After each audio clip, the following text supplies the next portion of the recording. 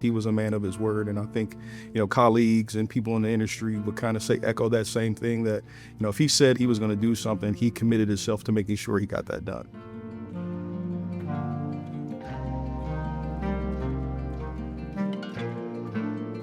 My name is Michael Griffie, Jr. I'm the son of Michael Griffie, Sr., current president of Impact Corporation, as well as GT Industrial Supply. I was an only child, so I had a great opportunity to spend a lot of time with both of my parents, and especially with my dad, kind of as I grew up and understanding not just the business, but just understanding growing up being a man. So I was able to have that, a good male role model in my life, throughout my childhood. One of the things I figured out from him early was relationships are more important than money. So if somebody trusts you, in the end, you'll be better off in so many ways. And loyalty. He prized loyalty. If someone in the business was having difficulties learning or with an issue of a contractor that they were working for, I'm talking about another company, somebody was having problems, Mike was all ears. And if he could, he would do what he could do. He never cared about the accolades and things like that. He was on whatever he did. He was on a mission. He didn't get caught up in the fray of anything. No ego, absolutely no ego. I mean, everybody loves to think you're good and people to pat you on the back. But Mike didn't really care about that. He would take it, and I'm sure he was happy about it, but he didn't really care about that kind of stuff. I remember when I talking about this, and I mentioned it to Chuck, and we both kind of said, like, this would be something that he would have no part of, in the sense of, would he be honored? Of course. But he just wasn't, he just didn't really look for recognition.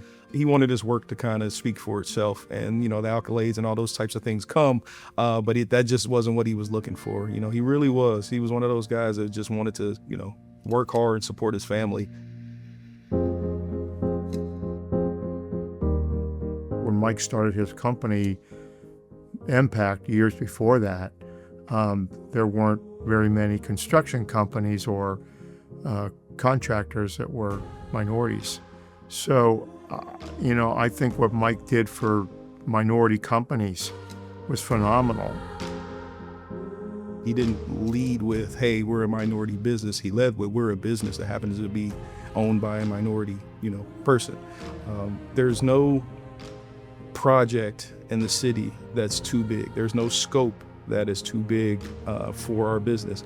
If we, put the effort forward, if we bid it correctly, put in the job the way that we say we're going to do, we will always be successful. He was patient and sometimes unbearably so, and giving. And I can't say that enough. He experienced the joy and the success. I felt that too. Sometimes you just want to jump up and down and say, we got it. He was really one of the most honest guys I've ever met.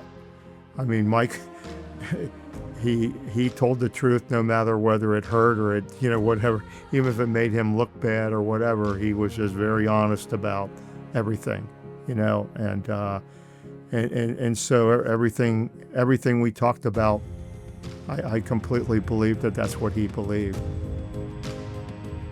I'm really proud of what he did and how he made sure he put his family first, even in his death.